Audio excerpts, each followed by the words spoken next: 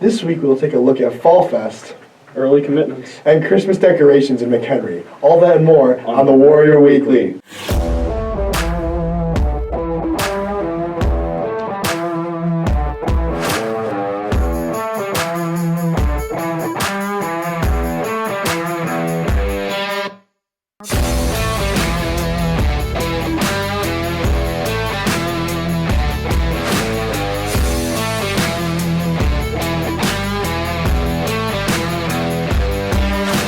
Good morning, Warriors, and welcome to this week's edition of the Warrior Weekly, presented by Warrior Student Media. I'm Aiden Hirsch. And I'm Atlas Witten. This week we take a look at exciting events and stories at MCHS. First, students and staff celebrated the Thanksgiving break by hosting Fall Fest to those eligible by grades and attendance. Oh, that's tough. Get him all right. The fall breeze brings in a cozy feeling for all students regardless of grade level.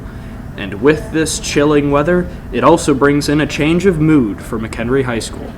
This is where Fall Fest comes into play at Upper Campus. Yeah, so Fall Fest is this idea where that really originated with Mr. Iserman, where students and their grades and attendance and overall, engagement in school declines around October and November. And even with Fall Fest's humble beginnings, there were a few new factors that needed to be added to tip the scales in favor of bringing this event to Upper Campus. When we first pulled the number, all of us here were shocked at the number of assignments that students had not turned in. Going over the ghosts of Fall Fest's past, there are still a few areas that require adjustment in the years to come. Mr. Stengel and I were both happy.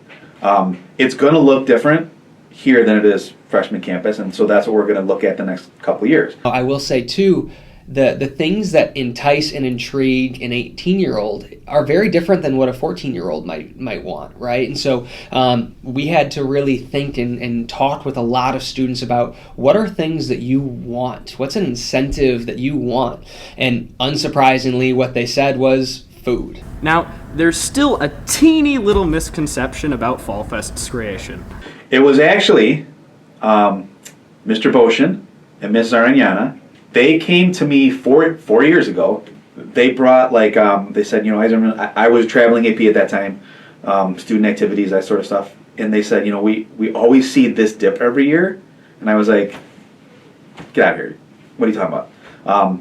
And they're like, we need to do something. And I didn't believe them. I was like, and lo and behold, comes early October, and we see multiple students hospitalized. We start to see a doubling of the Fs across the building, and I was like, holy cow, you two are totally right.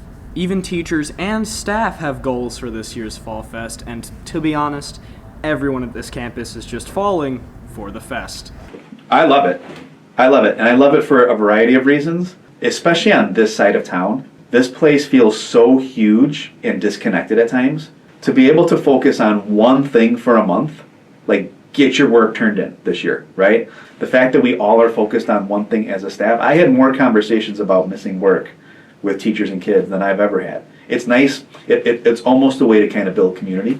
It's a combination of a lot of different things. It's fatigue, right? You're in the rolling of classes, and when you have 5 or 6 classes and they're all ramping up at the same time, a lot of times students grades we see tend to fall. A minor thing, but a very real thing, it's also the weather. It's harder to get to school. It's colder. If people don't want to go to school. But I'm happy to be a part of really refining it and making it into what it is today. And, this is the first year at the Upper Campus that we're doing it. So next year, when we do Fall Fest again, we're going to refine it and make it even better based on the feedback that we get from students this year. As the breeze of 2026 brings MCHS into its chilling grasps, Fall Fest is still a relatively small footnote in the length of the year, though it could be made greater and better with the help of the student body. Reporting for the Warrior Weekly, we are Atlas Witten, Ryan Tedman, and Peter Wynn. Next, college commitment is just around the corner, but for some, commitment season came a year early. MCHS coming to the end of the first half of the year and the 2026 half just a week away, seniors and their next steps are talked about more than ever. But before we get to that part of the year, let's take a look at one junior who's already committed and ready for his future. It was beneficial. It kind of got me out of the recruiting process. It was very stressful, and I feel like it kind of put a lot of stress on me. And I got a great offer from him, so might as well take it. While committing this early isn't the most common, Landon's using this opportunity to get ahead of the game and ensure his place at UIC after the 2027 season finishes. He didn't want to continue kind of leaving the door open into his junior and senior season. Knowing what school was best for him and what schools might be best for you isn't the easiest process, but once you know where you belong, go run home. I know that he was looking at different schools, and UIC being Division I and being in Chicago and having a really good kind of academic program as well. I think that just felt like the right time, the right place. Even after they leave McHenry High School, student athletes aren't done running the bases just yet, helping coaches and future student athletes alike in every way they can, along with getting some extra help that they might need. And then once they're in college, we have a lot of athletes who come back those 4 years. They train in the summer with Coach Bierbauer. They come and get, involvement with the team if they can. And just, again, kind of making sure that the decision they made as a senior here, they still know that we're here for them as a support system. Finding their place is something truly special that McHenry High School hopes to help as many students as possible, even if it's a stressful process. Is always, I wouldn't say a little bit of doubt, but a little bit of unknown and uncertainty. Like I was mentioning, sometimes a coach might change, or the school might change, or your major might change, and now that school doesn't have that major. So there's a lot of different things that go into it, but I think kind of educating the athlete, working with them and their parents even on the recruiting process to ask the right questions. Reporting for the Warrior Weekly, we are Dylan Oshansky, Ariana Jensen, Tori Clark, and Elijah Electronica. Play ball!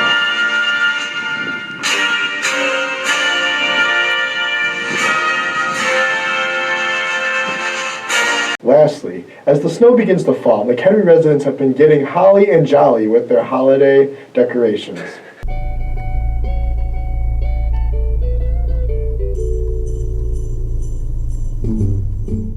Today we're taking a peek at the jingling bells and Christmas decorations around the community.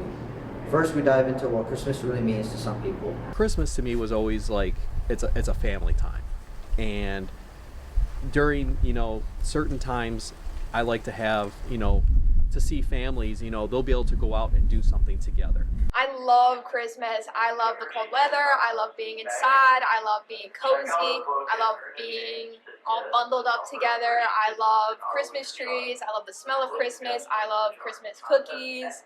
I love everything about Christmas. Christmas is literally the best holiday. This house is known by many that puts on a show through Christmas decorations.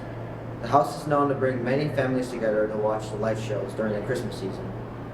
They come out here, it's completely free. You pull up, tune to the radio station, and this runs 47 minutes from end to end.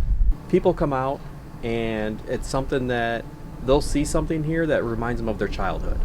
And they'll see it and they'll be like, wow, I remember that back in the day, and that was really cool. Or they used to go to Candy Cane Lane or something way back in the day and go look at lights. It's just seeing that with families together and being able to bond and hang out and do something like this. People come back year after year after year, and they're like, we come every year to see it. It's great.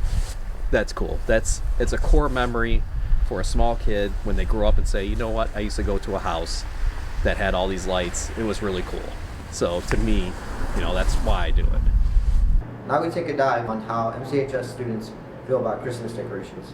I love Christmas decorations. I love Christmas decorations. I think they're really festive, it brings out the mood for Christmas. I love Christmas. Probably my favorite holiday. I love Christmas decorations. I love people who just take the time to set up decorations. It's driving around my neighborhood. It's nice seeing the lights up at night. I decorate my tree. I decorate the mini tree in my room. I decorate with lights outside my house. I decorate pretty much everything. Everything around my house is decorated. I love Christmas. Everything is Christmas in my house. Christmas decorations are a staple in lifting up the spirit during the cold winter season. We hear the kids, they're running up and down the sidewalk and everything. Trust me, I can hear them inside the house. And whatever. The kids love it. They love to go through the arches and see the lights and try and chase them and race them and everything. I met a nice couple from Deerfield last year. Super nice. Elderly couple, and they told me, whenever we're kind of feeling down, we pick up a pizza, we drive up here from Deerfield, they sit in their car, eat their pizza, and watch this. And it makes them feel happy. To me, that makes it worth it. Have a fist of Christmas, Warriors, and be sure to stop by some amazing Christmas decorations over break. Reporting for the Warrior Weekly, we are Izzy Townsend, James Adams, and Johan Zapata. That's the jingle bell, that's the jingle bell, that's the jingle bell rock. That's all for today's show. Be sure to follow the Warrior Weekly on all social media platforms, including X, Insta, and TikTok. For Aiden Hirsch and all of Warrior Student Media, I'm Atlas Whitten. Have a great week, Warriors, and thank you for watching.